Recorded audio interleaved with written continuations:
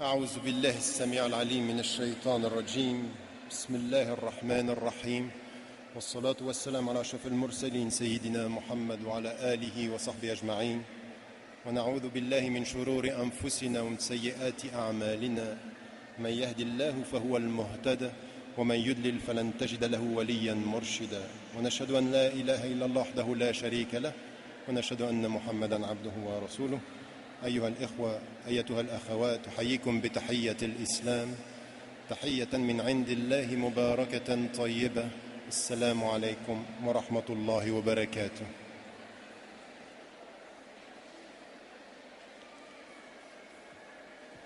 Je ne sais pas si ce sera facile pour vous d'entendre la conférence dans ces conditions. Mais ce que j'aimerais vous proposer, Inch'Allah, c'est que ceux qui sont debout ou ceux qui sont en train de s'asseoir le fassent rapidement, Inch'Allah. Un peu de calme, s'il vous plaît, dans la salle.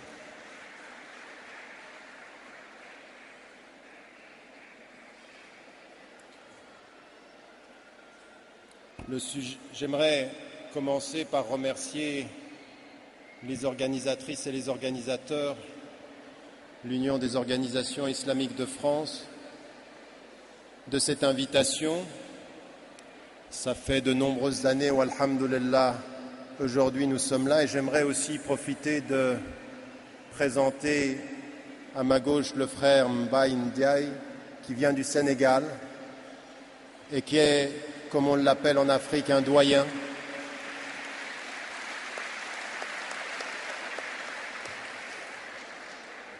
Il fait partie de ces frères et de ses sœurs qui, dans des conditions souvent bien plus difficiles que nous, font depuis des années un travail d'éducation, un travail fondamental et qui sont, après tant d'années, toujours debout, toujours présents.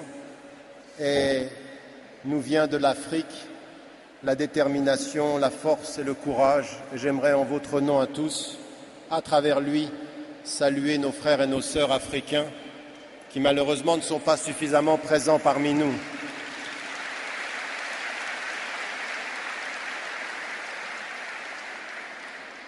Le sujet d'aujourd'hui est le sujet qui a été choisi autour de la famille.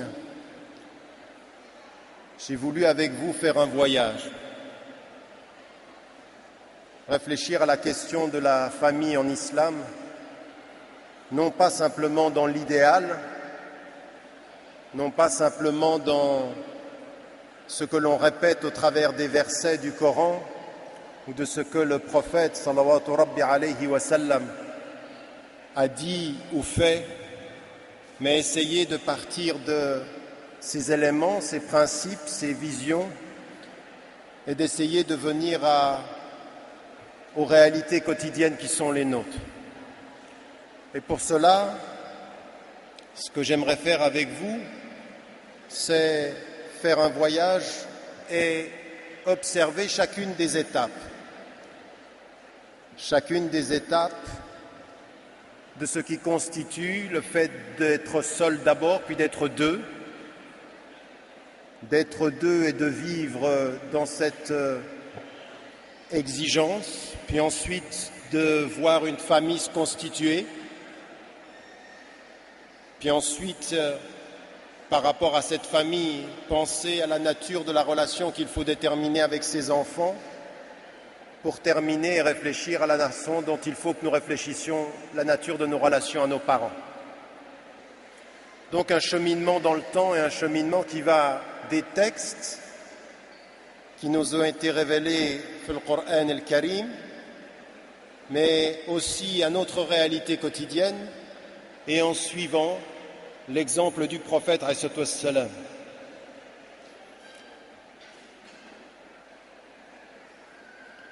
N'oubliez jamais que si nous suivons le prophète alayhi wassalam, ça n'est pas une question formelle. Et il faut aborder le fait de suivre le prophète alayhi wassalam exactement comme on aborde la question de la famille. La famille, c'est un cadre, mais ce qui donne sens au cadre, c'est les sentiments qui le façonnent et c'est la spiritualité qui lui donne force.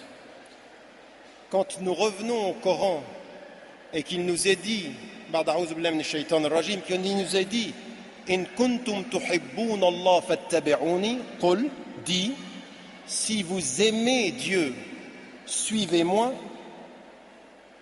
Yuhibbukumullah, Dieu vous aimera. Cette relation d'amour, elle est partout dans le sens du Coran, elle est partout dans la famille. Le prophète, alayhi salatu wassalam, on le suit non pas parce qu'il nous est dit comme un ordre formel qu'il faut le suivre, mais parce que dans le fait de le suivre, il y a un rapprochement avec Allah subhanahu wa ta'ala, qui est une question de dit. Si vous aimez Dieu, suivez-moi et Dieu vous aimera. Et c'est ça le sens de laqad kana lakum fi rasulillahi uswatun hasana. Le fait que dans le Coran il soit dit, il est dans l'exemple du prophète le meilleur modèle, c'est pas le meilleur modèle dans les formes, c'est le meilleur modèle dans le fond, dans le sens et dans l'amour. Et ça, il faut toujours se rendre compte qu'il faut construire une famille comme on suit le prophète alayhi wassalam. Non pas dans des règles qu'on applique, mais dans un cœur qu'on façonne, dans des principes qu'on façonne à la lumière de ce cœur que l'on éduque, parce qu'on apprend à le faire. Et malheureusement, le lien entre le modèle prophétique, le modèle du prophète, alayhi wassalam, et notre cheminement, on ne le fait pas assez dans la dimension de comment éduquer son cœur à mieux l'aimer, à mieux le comprendre et à mieux le suivre. Ayant dit cela, ce qu'il faut qu'on fasse, c'est que de ces grands principes, il faut qu'on passe à la compréhension des grands principes, à leur application. Qu'est-ce qui fait au fond? Qu'est-ce qui fait au fond que le prophète alayhi wassalam est un horizon d'amour pour nous? Uniquement parce qu'il a reçu la révélation? Non. Ce que nous dit le Coran ici est très important. Si vous aimez Dieu, dit, qul, in kuntum tuhibbun Allah. Si vous aimez Dieu, suivez-moi. Pourquoi est-ce que ceci devient fondamentalement important pour nous? Pourquoi est-ce que suivre le prophète alayhi wassalam devient important? Pourquoi est-ce qu'il est celui que l'on suit? Pas simplement parce qu'il a reçu la révélation, mais parce que ce qu'il a fait, c'est traduire les principes dans le quotidien des hommes.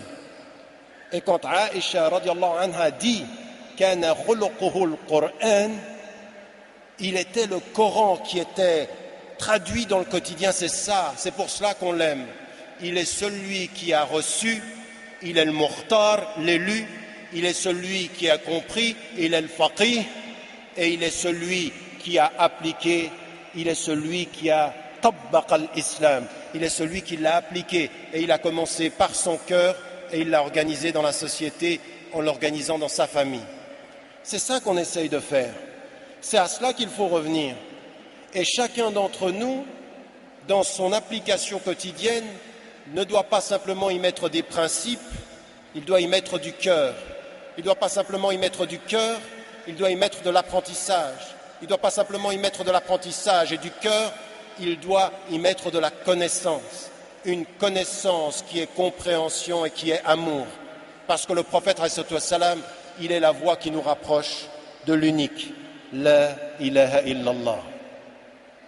Cette dimension de la famille, c'est comme ceci qu'il faut y entrer, c'est comme ceci que je vous propose ce voyage à travers l'exemple du prophète, alayhi wassalam, et de partir des grands principes et d'observer les petits détails pour se poser la question fondamentale de comment, de l'idéal à la réalité, on va suivre des étapes, on va suivre des exigences et on va comprendre qu'aujourd'hui, comme hier d'ailleurs, mais peut-être encore plus aujourd'hui qu'hier, constituer une famille, vivre avec un homme, vivre avec une femme, être un papa, être une maman, être une fille, être un garçon, le fils ou la fille de son père, c'est un djihad. C'est un effort du cœur et de l'intelligence, c'est un effort quotidien. Ce djihad-là, il est fondamentalement important. Vous savez, un jour, des gens étaient venus vers un cheikh, c'était une situation de guerre, c'était une situation de conflit, et il lui dit, nous, ce qu'on veut, c'est aller mourir, fi sabilillah, el maoutu fi sabilillah. Et le cheikh les a regardés, il leur a dit, vous savez, el maoutu fi sabilillah, la mort dans la voie de Dieu est très difficile. C'est le sacrifice de soi pour les principes. Mais la vie dans la voie de Dieu est encore plus difficile parce que ça demande quotidiennement un effort. Ne cherchez pas vite la fin parce que le chemin est difficile.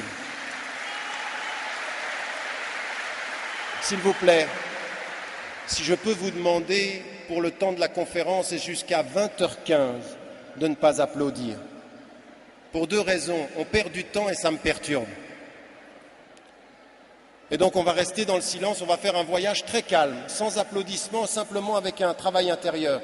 J'aimerais, pour le temps de 40 minutes, parler publiquement à chacun d'entre nous. Parler publiquement à chaque cœur et à chaque intelligence. Je ne suis là que pour ça. Ce chiffre-là, le nombre que vous êtes ce soir, la salle remplie, ça ne m'impressionne plus du tout. Ce qui aujourd'hui compte, ce n'est pas le nombre que vous êtes dans la salle, c'est le nombre de cœurs qui comprend ce que l'on dit et qui essaye personnellement, intimement, individuellement de rentrer chez lui avec sa femme, avec son mari, avec ses enfants, avec ses parents de changer. Ce qui compte, c'est la qualité du changement, pas le nombre de la foule.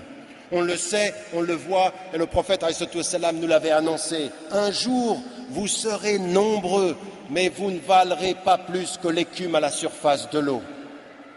Parce que Hubb ad-Dunya aura eu raison de vous. Parce que les éléments de cette vie auront eu raison de vous. Parce que la crainte même du fait de retourner vers Allah SWT aura eu raison de nous. Donc pas d'applaudissements, pas de nombre, simplement vous faites un voyage individuel, Inch'Allah, wa Inch'Ar-Rahman. Donc ce que j'aimerais simplement faire, c'est avancer et des grands principes, aller vers les détails et suivre le prophète, ﷺ. Comment il était avec son épouse, comment il était aussi avec ses enfants, avec ses filles, comment il a enseigné à être avec ses parents, Inch'Allah. L'exemplarité du prophète, ﷺ, c'est ceci. Et nous le savons. La première des choses dans l'ordre de la famille, c'est quand on est seul et quand on est un individu devant Dieu et qu'on sait qu'un jour, de toute façon, on va se retrouver tout seul. De toute façon, ce qu'il faut savoir, c'est que si tu es seul avant de te marier, si tu es avec une épouse ou si tu es avec un époux, si tu vas avoir des enfants, il y a une seule chose qui est une réalité qui est essentielle. Ne l'oubliez jamais.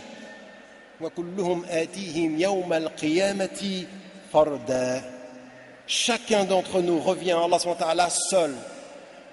De toute façon, on construit une famille dans les principes et l'amour. On vit dans les principes et l'amour. On éduque dans les principes et l'amour, mais on n'oublie pas une chose. On est responsable de soi, on est responsable de son cœur, on est responsable de son intelligence. Et un jour ou l'autre, on est devant Dieu tout seul. C'est un voyage solitaire dans le couple, dans la famille. Il faut sauver son couple, sauver sa famille, sauver ceux que l'on aime en sachant que devant Allah SWT, il y a une chose que lui seul sait et que nous seuls savons, c'est ce qu'il y a dans notre cœur. Et de ce point de vue-là, c'est vraiment une chose, c'est le début de tout. Mais vous allez voir que ceci se traduit par également des responsabilités. La première des choses qui nous est dite, c'est qu'Allah SWT, il nous a enseigné une chose. L'unicité, ça n'appartient qu'à lui.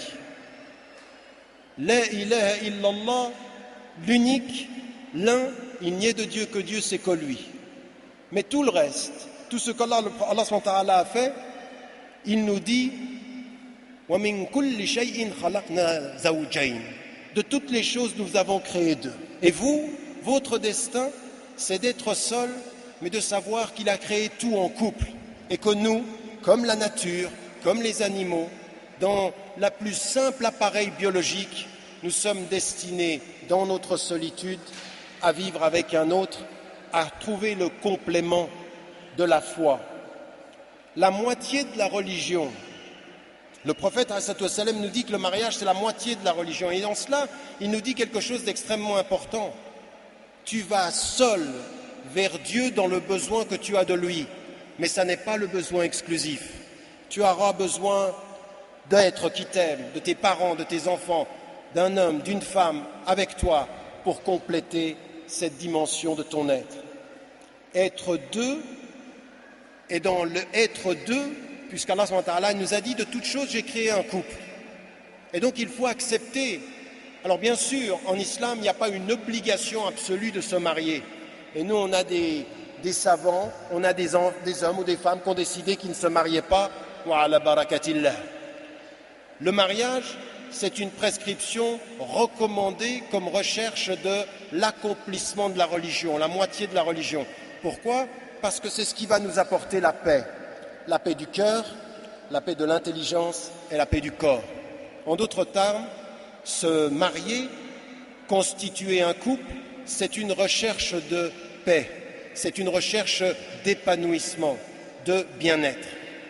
Et c'est parce que c'est cela qu'il faut, avant de s'y engager, avoir des exigences très très importantes dans la première étape. Vous savez, le prophète alayhi wassalam, il nous a dit « Kullukum ra'in » vous avez tous une responsabilité. « Wa kullukum mas'oulun an ri'ayatih » vous êtes tous responsables et vous serez tous questionnés sur ce dont vous êtes responsables.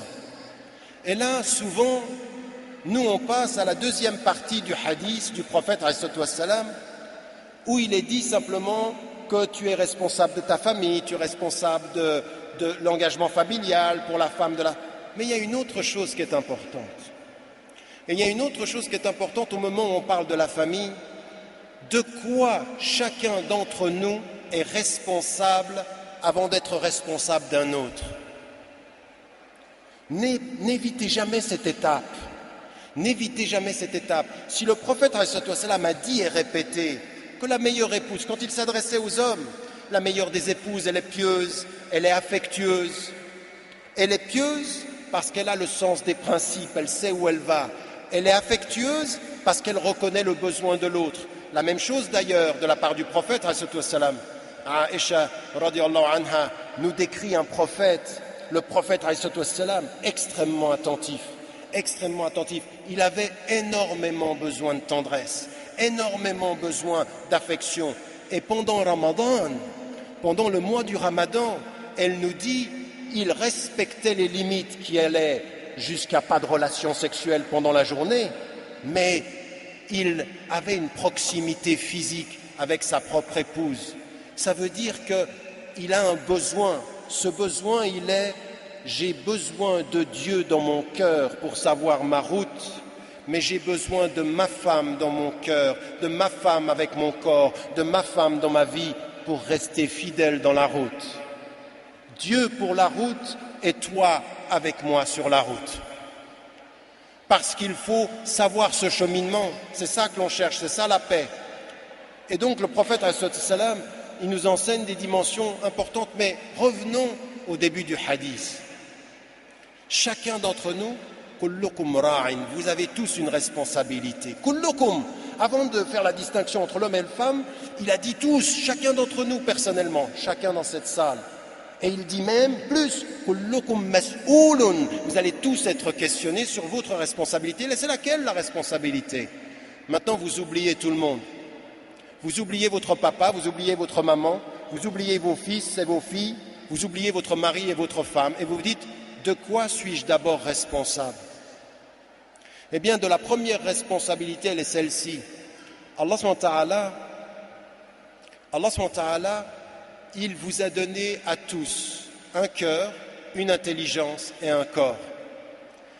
Et quand on a une intelligence, et quand on a un cœur, et quand on a un corps, on a une personnalité.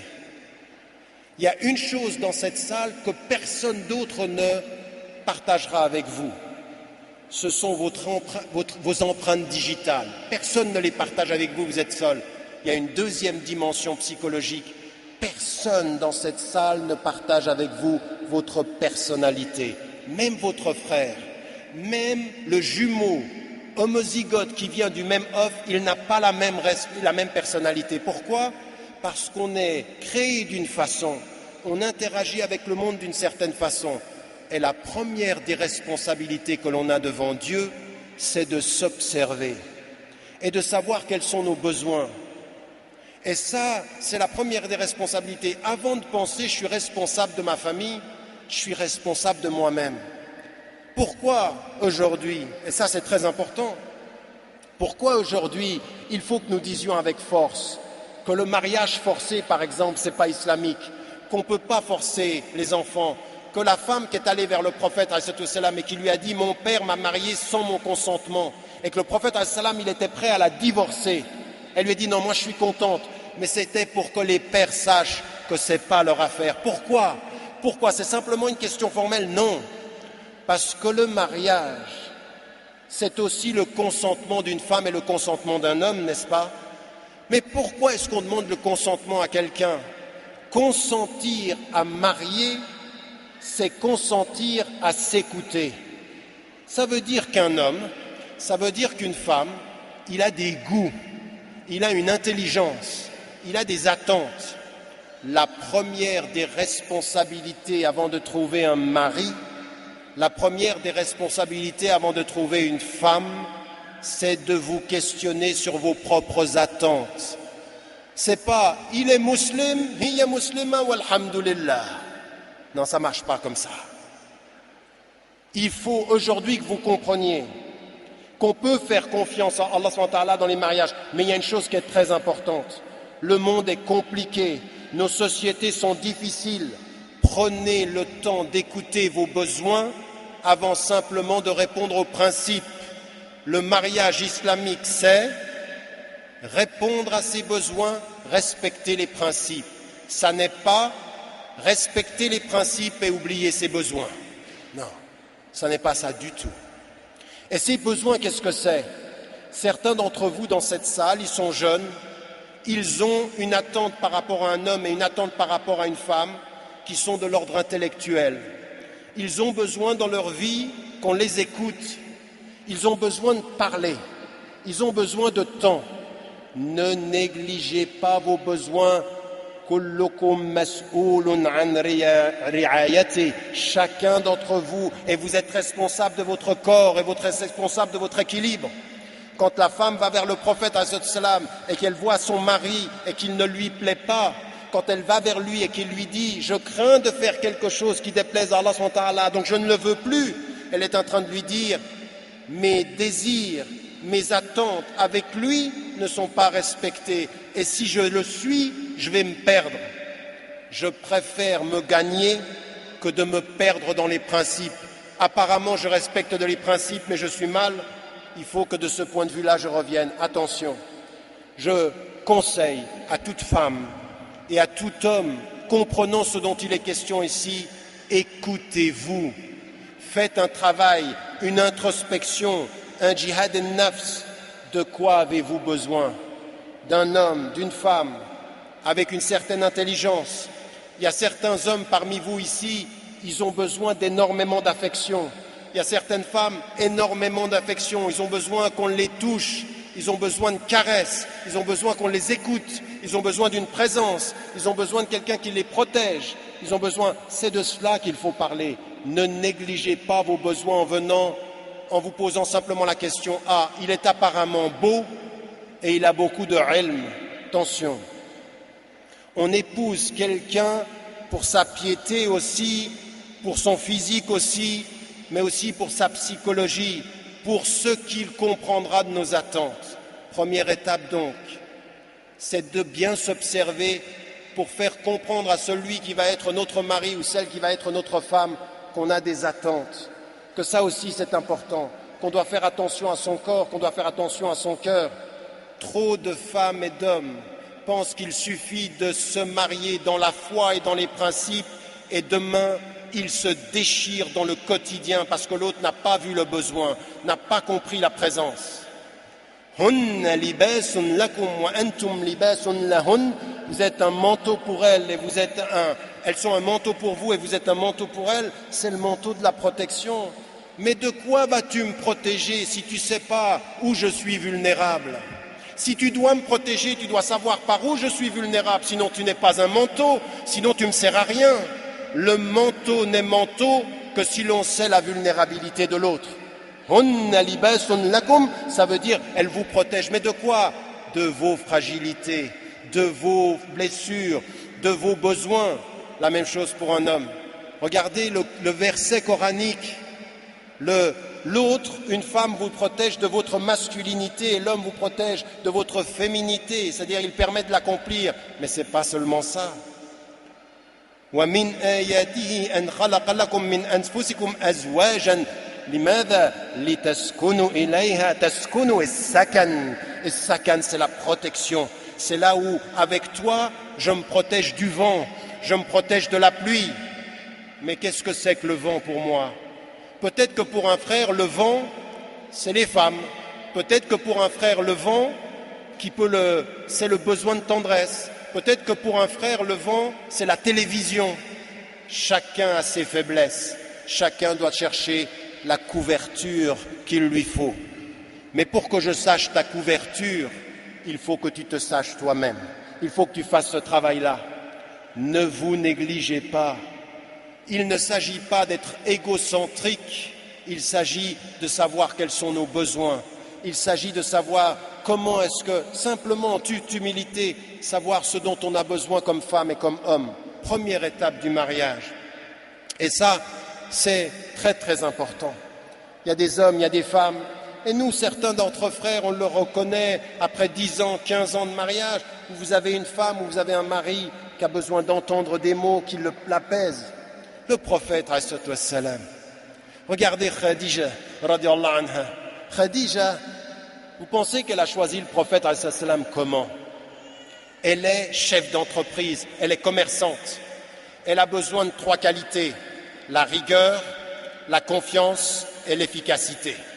La rigueur dans le traitement des affaires, la confiance et qu'il ne trahira pas, et l'efficacité. Le prophète alayhi wassalam, il est parti, elle l'a fait surveiller.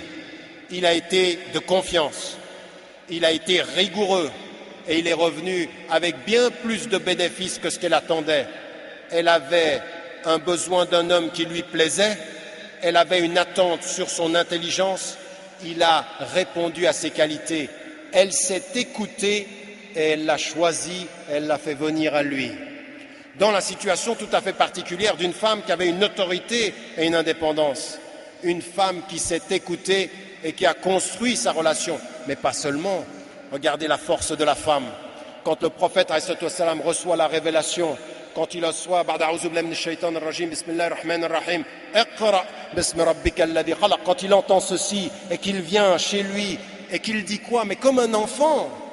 Le prophète alayhi wassalam, il a un doute comme un enfant. Zammelouni, zammelouni, zammelouni, protégez-moi, enveloppez-moi, j'ai besoin de quelque chose.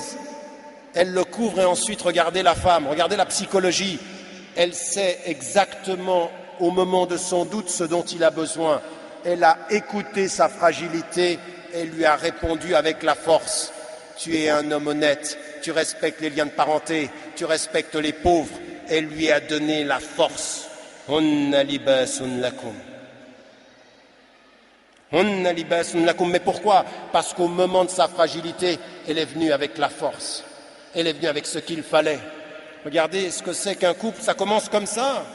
Mais pour arriver à cette qualité-là, c'est pas 2 êtres qui se négligent, c'est 2 êtres qui s'écoutent, qui font un djihad al-nafs et qui viennent, j'ai ce besoin, j'aimerais que tu comprennes ça, fais attention à cela.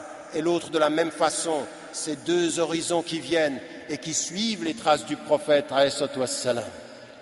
Pas d'idéalisme dans les mariages. Faites attention, vous savez, on est ici, c'est le Bourget, je ne sais pas, il y a combien de dizaines de milliers de frères et de sœurs, on parle de la famille, on regarde la société à l'extérieur et on se dit, nous au moins on a la famille. Attention, attention, il se peut qu'on ait la famille verbalement, mais que dans le quotidien aujourd'hui, il y a beaucoup de choses qui n'aillent pas. Les crises affectives, les divorces, l'augmentation du divorce qui atteint exactement dans certaines régions le même taux que toutes les autres personnes. Nous n'avons sur le plan pratique de leçons à donner à personne. Nous avons sur le plan des théoriques des leçons à réapprendre de nos textes, du prophète, du Coran, et de la tradition telle qu'elle est dans ses racines, non pas dans un idéal, mais dans le quotidien de nos vies. De ce point de vue, nous avons à suivre effectivement le prophète alayhi salam est arrivé à cet horizon-là. Ça veut dire que quand le prophète alayhi salam parle de l'affection, ça aussi c'est très important. Vous avez remarqué une chose, c'est que beaucoup des relations qui sont liées à la famille sont souvent dans l'ordre de la protection. Et l'ordre de la protection, il est symbolique ici, c'est l'ordre de la protection de la foi et du cœur. Vous savez, quand quelqu'un vous dit « La ilaha illallah, je suis avec Allah, il y va », non, attention, protège-toi, nous sommes tous très fragiles. Le prophète, il se protégeait. Le prophète, quand il parle aux croyants et qu'ils ont 13 ans de révélation, 13 ans de révélation, c'est dans la nuit qu'ils cherchent la protection. Sallu wa nasu niyam, priez pendant que les gens dorment, c'est ce qu'il dit à Médine, et il leur parle de cette force spirituelle, il faut s'armer, ça ne s'arrête jamais. Le prophète, il priait des nuits et des nuits entières pour s'armer, et il s'entourait de cette protection-là. Il était vulnérable.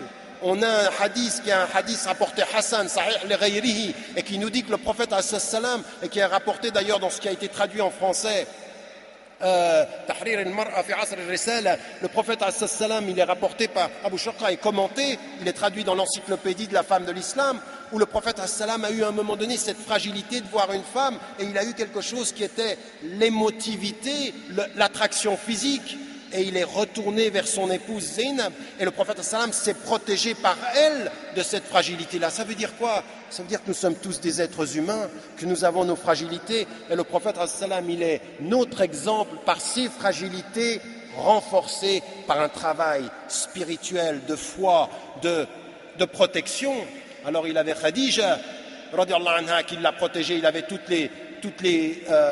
celles qui vont faire sa vie, qui vont le protéger. Et on a l'autre exemple dont j'ai parlé, qui est Aïcha radiallahu anha, qui sont des femmes qui ont été d'un conseil et qu'il a écouté. Le prophète salam, dans des moments critiques de sa vie, a écouté, parce qu'il n'était pas marié à des femmes qui n'avaient pas de caractère. Le prophète salam est marié à des femmes de très grand caractère. Elles ont un caractère, et quand elles parlent avec raison, elles parlent avec raisonnabilité, et il les écoute.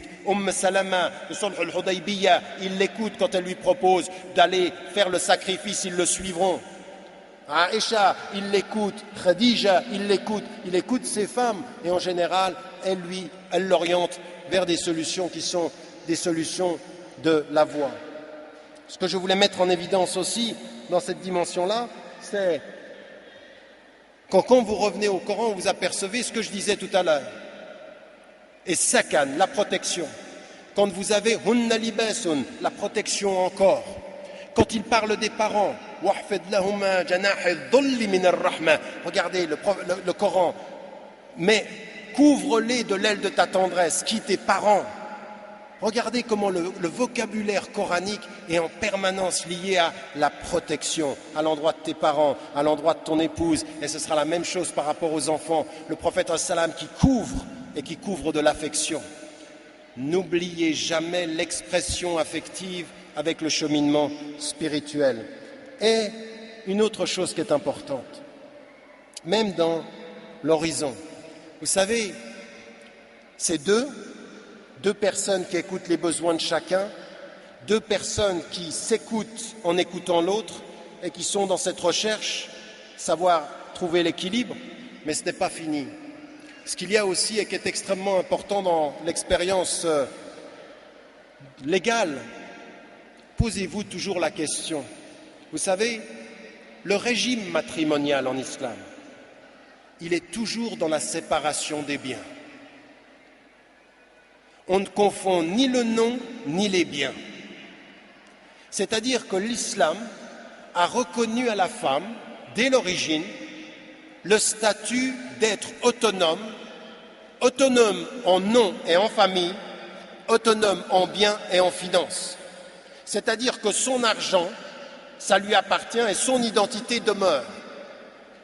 Elle a un droit et non pas une obligation, c'est de pouvoir justement tirer de ce couple la possibilité de la subsistance. Il a dit الرجال قوامون على النساء بما فضل الله بعضهم على بعض. Allah subhanahu wa ta'ala, il dit dans le Coran, contrairement à ce qu'on dit dans la traduction la plus juste, les hommes assument les femmes par la préférence que Dieu a voulu sur les femmes. Mais dans quelles circonstances? Par ce qu'ils dépensent. C'est un devoir pour l'homme et c'est un droit pour la femme. Mais attention, ce qui est extrêmement important, c'est que le caractère concret de la séparation des biens veut dire quoi? Fondamentalement, si vous y réfléchissez bien, la dimension fondamentale de la reconnaissance de l'autonomie des êtres. On est autonome, on a une personnalité. On doit s'écouter dans le mariage avec ses besoins et on a une personnalité juridique et on a une personnalité morale et on a une personnalité autonome. Ne l'oubliez jamais. Pourquoi? Parce que dans le couple, il ne faut pas que l'un se développe et l'autre se perde. Il faut que les deux aient le droit au même développement, à la même autonomie, au même épanouissement.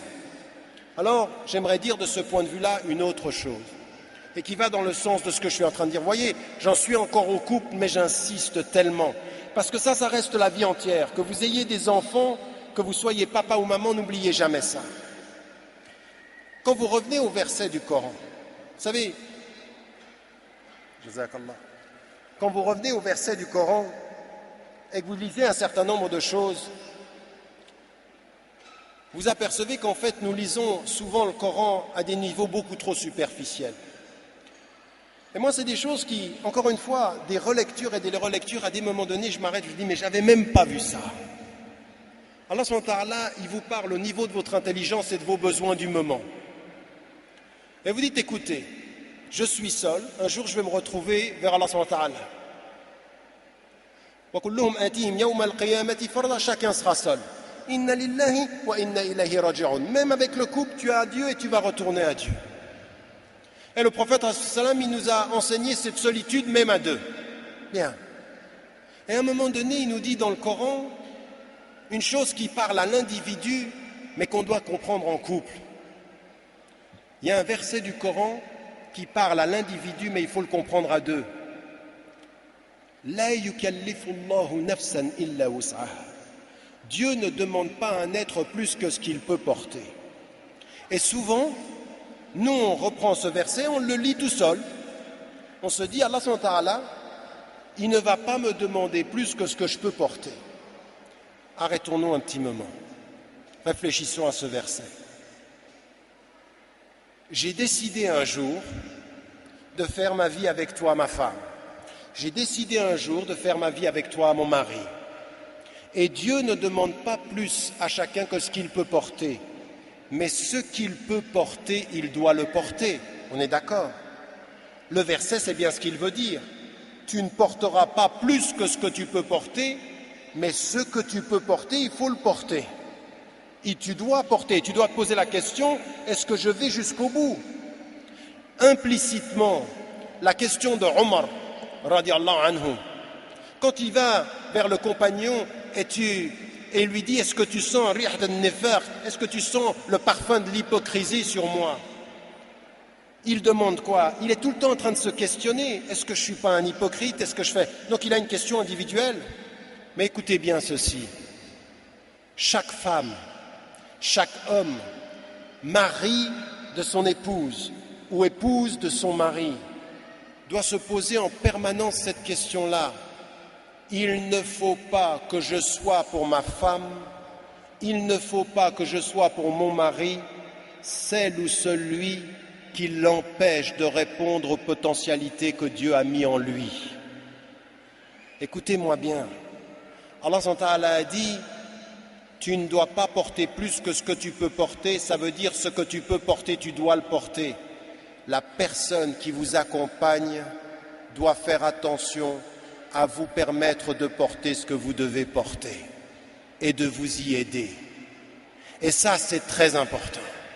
C'est tellement important que si je suis ta femme, que si je suis ton mari, il y a des hommes, ils sont accompagnés de femmes qui ont des potentialités extraordinaires. Elles ne peuvent pas s'épanouir parce que l'homme, il pense à lui et il ne pense pas à elle. Et le jour du jugement dernier, Allah subhanahu wa ta'ala posera la question, est-ce que tu as fait tout ce que tu pouvais faire? Le mari sera responsable de ne pas avoir laissé sa femme s'épanouir, accomplir ce qu'elle avait à faire. Il y a des femmes d'une compétence extraordinaire. Et s'il y a une chose que vous ne trouverez jamais chez le prophète, toutes les femmes qui sont apparues et qui étaient ses épouses ou les femmes qui étaient des compagnons du prophète, elles sont allées au bout de leur potentialité. Et nous, ce que nous devons faire dans notre couple, je suis là pour te permettre d'aller au bout de tes potentialités. Je suis la protection de tes fragilités et le chemin de tes potentialités. À la femme comme à l'homme. Que tous les maris qui sont ici, que toutes les femmes qui sont ici se souviennent bien de ça. Le prophète s'appuyait sur l'intelligence et l'épanouissement de chacun. Vous ne faites pas un couple sans épanouissement potentiel. Chacun doit le vouloir pour soi et chacun doit le vouloir, incha'Allah, pour l'autre. Et ça, c'est une dimension importante. J'aimerais mettre en évidence un certain nombre de choses qu'il faut vraiment réaliser avec ses enfants aussi. Vient un jour où on a des enfants, vient un jour où il faut accompagner ses enfants. Et j'aimerais simplement vous dire, n'oubliez jamais que vous êtes un homme, que vous êtes une femme et que vous n'êtes pas simplement des parents. Ne faites pas en sorte que vos enfants vous empêchent d'être des femmes et des hommes et que vous ayez à répondre à Allah subhanahu wa ta'ala. Il ne faut pas oublier ça.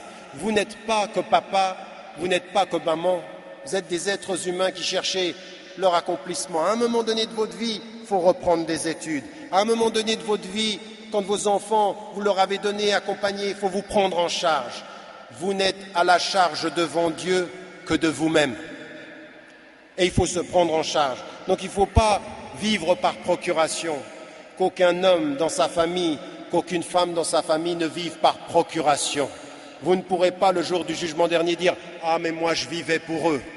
Non, si vous vivez pour eux en vous négligeant, si vous n'êtes pas épanoui, si vous êtes une tristesse dans votre quotidien, alors vous n'y arriverez pas. Vous ne pourrez pas répandre la paix et le bonheur si vous ne le vivez pas un peu, donc c'est une exigence personnelle. Et par rapport aux enfants, n'oubliez jamais que le prophète, il était de ce point de vue-là également d'une façon extraordinairement affectueuse et tendre. Le prophète, et ça c'est dans la famille, c'est très important. À quoi sert un papa et à quoi sert une maman? La première des choses dans l'espace social, c'est à donner la protection. Comment protège-t-on son fils et comment protège-t-on sa fille? Par deux voies que vous allez retrouver chez le prophète. Le prophète utilise tous les jeunes hommes à côté de lui pour leur donner des conseils. Il travaille avec leur intelligence et en même temps, il les couvre de son affection. Il les prend pendant la khutba du vendredi et il les porte sur ses mains. Il les laisse se mettre sur son dos pendant qu'il prie. Il les embrasse devant toute la communauté. Il a, le prophète, l'affection visible. Il protège de la foi ses enfants et de son affection. Il donne de son affection et il offre tactilement. Il touche ses enfants, il les embrasse. Et à ce bédouin qui lui dit « Moi j'ai 10 enfants, je n'en ai embrassé aucun », il lui parle de rahma. Allah subhanahu wa ta'ala, il donne ça à qui? Les ruhama. Ar-Rahman, Ar-Rahman. Ar-Rahman, c'est le miséricordieux qui donne ça au ruhama.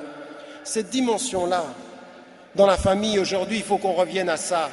Ne transformez pas la famille musulmane en un corps de principe. La famille musulmane, c'est un souffle, c'est une spiritualité, c'est un cœur. Le prophète, il parle à l'intelligence et il parle au corps. Il protège le corps et il questionne l'intelligence de ses enfants, de tous ceux qui vont être avec lui. Et là, tous ces enfants qui l'ont accompagné, des femmes, comment il est avec, subhanallah, comment il est avec sa propre fille, comment il est avec Fatima, radiallahu anha, comment il lui parle, comment il lui fait comprendre. Tu es venu à moi chercher du matériel, je ne peux pas te le donner.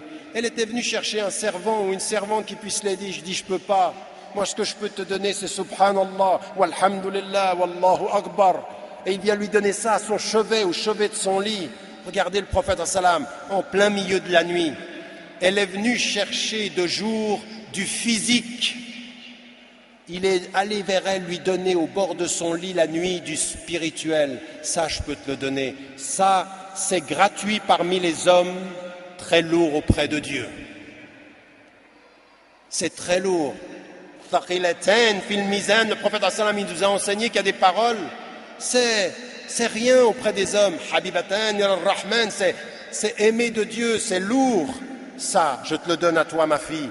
Tu es venu. Regardez comment il parle à son cœur, comment il l'écoute. Il a entendu une question. De là où je suis, je ne peux pas te répondre, mais de là où tu peux m'entendre, je vais te répondre au cœur de la nuit. Voilà le prophète sallam avec sa fille. Et il la reçoit, il se lève quand il la reçoit. Fatima, qui était elle aussi une femme très engagée auprès des pauvres, juste avant de partir, il l'a fait pleurer et sourire. Je vais partir, elle pleure, tu seras la première à me rejoindre, et elle sourit. Regardez la qualité du dialogue qu'il a avec ses enfants, une qualité spirituelle, une qualité qui dépasse ce que c'est de l'amour, ça. Et l'amour, c'est parfois un sourire, c'est parfois une main, c'est parfois de la complicité, des choses que l'on ne dit pas, mais que les deux ont entendues. Ça, c'est le prophète, et ça, c'est ce qu'on doit aujourd'hui appliquer dans notre famille, mais avec trois choses. La première des choses, c'est dispenser la connaissance. N'oubliez jamais que le prophète a offert à ses compagnes, comme à ses enfants, la connaissance. Et pourquoi la connaissance est importante? Parce que la connaissance, c'est ce qui donne la conscience de Dieu. Innama yakhshallaha min ibadihi al-ulama. Donc, le cœur va rester réveillé dans le travail de la connaissance. Invitez vos enfants à la connaissance. Éteignez les postes de télévision quand il n'y a rien d'intéressant. Ouvrez les livres pour lire. Donnez des livres de littérature, d'imaginaire. Façonnez les intelligences, façonnez les esprits. Le prophète sallam a été enseigné par Dieu qui était Rabbul Alamin. Rabbul Alamin, il lui dit Wal Qamar, il lui dit Wal Fajr, il lui dit Was Sama, il lui dit regarde, ça c'est un livre, lis, apprends, sois curieux. Vous devez donner à vos enfants le sens de la curiosité, le sens de la connaissance, le sens du livre. Il faut un djihad de l'intelligence, il faut un djihad de la lecture. Ça ne suffit pas de venir à une conférence islamique en entendant « Iqra bismi rabbik » et puis de dire « l'islam dit ça », les musulmans ne le disent plus. L'islam dit « Iqra bismi rabbik », les musulmans ne le disent plus dans leur famille. Prends des livres sur l'islam. Mais quels sont les livres sur l'islam? Uniquement des livres qui parlent de l'islam? Non. Des livres sur la société, des livres sur les êtres humains, des livres sur les droits, des livres sur la sociologie. Tous les livres qui façonnent l'intelligence orienteront ton cœur si tu es dans la lumière, Inch'Allah. Et ça, c'est une chose qui est importante, renouer avec l'intelligence dans la maison. Deuxième des choses, il faut offrir énormément de cette présence et de cette tendresse. Et là encore, ce n'est pas simplement une question de quantité, c'est une question de qualité de présence, de qualité de communication, de trouver à écouter davantage, à dire davantage. Et vous apercevez, vous savez, je veux dire, pour les gens qui sont de notre génération, maintenant on a dépassé les 40 ans, nous reviennent en mémoire des choses que nos parents nous ont dites, qui paraissaient rien et qui sont tellement importantes. Donc de ce point de vue-là,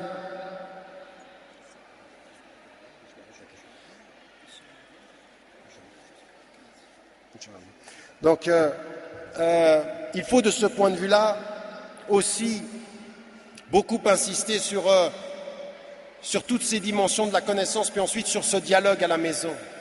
Établissez des espaces de dialogue à la maison, établissez des espaces où vous voyez comment le prophète ﷺ était dans la qualité. Ce n'est pas toujours facile, mais c'est nécessaire.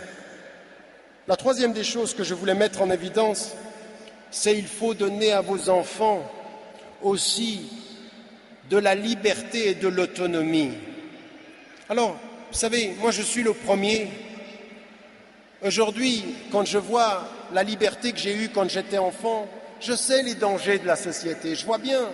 Et mon amour pour mes enfants, ma peur pour mes enfants, a fait à des moments donnés que j'ai envie de les protéger par trop de protection, de fermer, voire même de douter. Et il me renvoie aujourd'hui, il y a des moments donnés, il dit le manque de confiance. Il faut, c'est un djihad pour les parents, c'est un véritable effort, te donner un peu de liberté. Mais il y a une chose qui est importante. Éduquer son enfant, c'est lui donner des outils. Va jusqu'au bout de donner les outils. Ensuite, toi, tu les utilises. Les outils, c'est la connaissance. Dispenser la connaissance islamique fondamentale. Arkan al-Islam, la proximité avec le Coran. Faites de vos habitations quelque chose où il y a ce parfum-là. Il y a ce parfum du Coran, de la lecture, de l'écoute. C'est tellement important. Il faut un parfum particulier. Arkan al-Islam. Et puis le mois du Ramadan, l'exploiter, que ça soit même familial. Il y a des parents qui ne savaient rien de l'islam, qui ont donné à des enfants ici des choses extraordinaires. Ils avaient peu de connaissances islamiques, mais ils aimaient Dieu, ils aimaient le prophète et ils aimaient leur religion. Et dans la maison, ça se sent. Je vais vous dire une chose, on sent dans les maisons où on aime et où on n'aime pas. Il y a des maisons où c'est rigide, il y a des maisons où on sent qu'on aime la foi, le bien, la transparence, le service. C'est ça qu'il faut faire et ça c'est fondamental. C'est ça qu'il faut donner à ses parents aussi, leur donner les moyens d'être autonomes. Et savoir une chose, tu sais, je t'ai éduqué en te donnant les outils, un jour tu vas me quitter et avec les outils tu vas faire ta vie. Je ne suis pas responsable de ce que tu fais avec les outils, je suis juste responsable de te donner ces outils par l'éducation. Ça c'est notre responsabilité. Connaissance, affection, parce que l'affection c'est la protection, parce que l'affection c'est le bien-être, et puis un peu de liberté. Vas-y, tu vas te cogner, tu vas tomber, je suis là.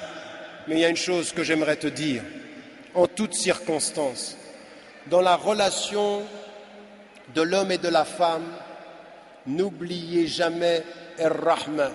Rohama bainahum, ça commence à la maison. Il faut que les femmes, une femme, toi, personnellement, il faut qu'un homme, un mari, toi, personnellement, tu apprennes à pardonner à ton mari ou tu apprennes à pardonner à ton épouse. N'oubliez jamais le pardon. N'oubliez pas le pardon. Quand le prophète sallam, il nous dit Man satara mu'minan fi dunya, il parle à tous les musulmans, mais il parle déjà de ta femme. Qui est le premier à te voir dans ta vie privée? Ta femme ou ton mari? Protège-le. Fais comme Khadija radiallahu anha. Protège. Donc il faut protéger et pardonner. Avec ton fils, c'est la même chose. Savoir protéger et pardonner à ses enfants aussi. Laissez aller, vas-y, je te pardonne, tu vas tomber, mais je veux te dire une chose. Quoi que tu fasses, quelle que soit l'erreur que tu fasses, dans cette société ou ailleurs, je suis ton papa, je suis ta maman, reviens. Il y a toujours une place dans mon cœur, même si apparemment il n'y en a pas. Et je propose à toutes les mamans et à tous les papas, ne fermez jamais définitivement la porte de votre cœur. Jamais. Jamais. Apprenez à pardonner. Nos enfants ont besoin de pardon. Ils ont besoin d'amour. Ils ont besoin de cet accueil. Ne jamais fermer cette porte. Et je termine maintenant simplement en disant une chose. Par rapport aux enfants, vous savez, quand vous allez partir et que vous avez des enfants, à un moment donné, il y en a parmi vous ici qui sont venus au Bourget, il y en a certains, ils se sont coupés de leurs parents. Il y en a certains qui ne parlent pas bien à leur père, qui parlent bien à leur mère. Il y en a certains dont le papa est mort ou dont la maman est morte. On est ici et on parle de la famille. Vous savez, on est très clair là-dessus. On est extrêmement clair en islam là-dessus. وَقَضَى رَبُّكَ أَلَّا تَعْبُدُوا إِلَّا إِيَّاهُ وَبِالْوَالِدَيْنِ إِحْسَانًا. Le prophète, Allah SWT nous dit, après Allah SWT, il y a nos parents. إما يبلغنك عندك الكبر أحدهما أو كلاهما فلا تقل لهما أف. Si tu les accompagnes, vous savez, subhanallah, même vous savez, même avec ses parents, il y a quelque chose qui est d'une force de l'amour qui est tellement importante. Regardez subhanallah, le vocabulaire coranique. وإن جاهداك على أن تشرك بي ما ليس لك به علم فلا تطعهما. Si tes parents te demandent de faire quelque chose injustement vis-à-vis de Dieu, ne leur obéis pas. Ça veut dire en fait que ton amour, il est toujours lié à tes principes. Tu n'aimes pas aveuglément. Je t'aime papa, je t'aime maman. Mais si tu me demandes devant Dieu de faire quelque chose qui lui déplaît, je ne peux pas. La ta'ata li makhlouqin fi ma'siyatil khaliq. Tu n'obéis pas à une créature en désobéissance aux créatures. C'est pas possible. Je ne peux pas. Et le Coran te le dit, s'il t'oblige ou t'invite à quelque chose qui est contre, alors ne leur obéis pas. Mais attendez, regardez ce qui vient. Wa sahibhuma fi dunya ma'rufa. Et accompagne-les de la meilleure des façons. En d'autres termes, mon amour n'est pas aveugle, mais même si vous ne respectez pas les principes, par ordre de Dieu, je dois vous accompagner. Et regardez le vocabulaire coranique, je termine tout de suite. C'est fini, merci. Inch'Allah les frères, tout de suite. Donnez-moi 2 minutes et je conclus. Regardez le vocabulaire coranique. وَاتَّبِعْ سَبِيلَ مَنْ أَنَابَ إِلَيْهِ. Regardez les 2 mots ici. Ça, on ne fait pas assez en islam, on ne fait pas assez dans nos commentaires. Allah subhanahu wa ta'ala, il nous dit 2 choses dans le Coran. Accompagne-les de la meilleure des façons. Donc, les parents qui n'auraient pas suivi l'islam ou qui te demanderaient quelque chose d'injuste, وَاتَّبِعْ سَبِيلَ, et suis le chemin. Accompagne-les et suis le chemin. Tu suis le chemin de tes principes et tu accompagnes ceux qui ont droit à ton amour. Regardez cette formule, c'est en 2 versets du Coran. Si vous n'arrêtez pas et si vous n'allez pas dans cette profondeur, vous ne comprenez pas cette force de l'islam. C'est exactement ce que dira Ibn Hanbal quand quelqu'un viendra lui poser la question sur « Dois-je suivre mes parents ou dois-je partir en situation de guerre ?» Regardez, suis tes principes, suis ceux qui suivent les principes, mais n'oublie jamais d'accompagner de cœur. Donc d'intelligence, de cœur et de corps, tu suis les principes, de cœur avec tes parents. وَصَاحِبْهُمَا فِي الدُّنْيَا مَعْرُوفًا. Sahib, tu es un ami de leur route, mais tu suis. وَاتَّبِعْ سَبِيلَ.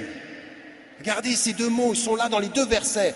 Il faut réfléchir à ça. Et ça veut dire quoi?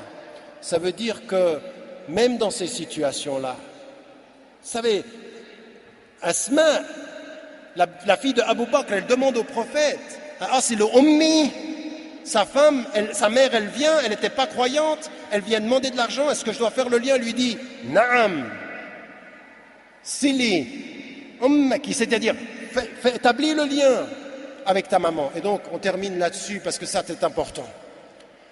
Vous avez des parents et il faut les servir dans cet amour.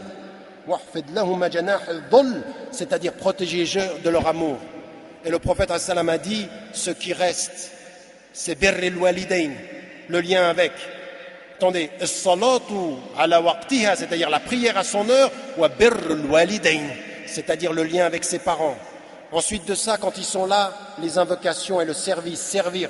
Mais ça va très loin. Anta wa maluka li abik, toi et ton argent, tu appartiens à ton père, et tu dois par 3 fois ummak, c'est ta mère que tu dois faire, à laquelle tu dois faire attention. Donc un service absolu. Et la deuxième des choses, c'est que même s'ils te demandent de faire des choses qui ne sont pas islamiques, même s'ils n'étaient pas croyants, même si tu t'es converti, qu'ils ne le sont pas, tu les accompagnes de la meilleure des façons, même si tu suis la voie de l'islam. Tu suis la voie de l'islam et tu accompagnes tes parents et tu les sers. Mais ça, s'il vous plaît, ça n'est pas des mots. C'est chacun d'entre vous ici, quelle relation vous avez avec votre maman, quelle relation vous avez avec votre papa. Et s'il est parti, si votre papa est parti, rahimahullah, et si votre maman est partie, rahimahullah, invoquez Ils sont là avec vous dans votre cœur quand vous êtes avec eux. Et Allah subhanahu wa ta'ala, il entend ceci, ces invocations-là, ce service-là. Mais écoutez, vous voulez être des citoyens français? Vous voulez être des citoyens qui contribuent au futur de la France? Soyez des enfants respectables. Soyez des filles et des hommes respectables. Je ne sais pas un grand citoyen qui ne sache pas ce que c'est qu'être un bon enfant. L'enfant de son père et de sa mère, la fille de son père et de sa mère. Vous pourrez me dire ce que vous voulez sur la citoyenneté. Si tu ne sais pas servir tes parents, tu ne serviras pas ta patrie. Wallahu a'lam wa a'la wa ahkam. Wassalamu alaikum wa rahmatullah. Vous pouvez applaudir en présent.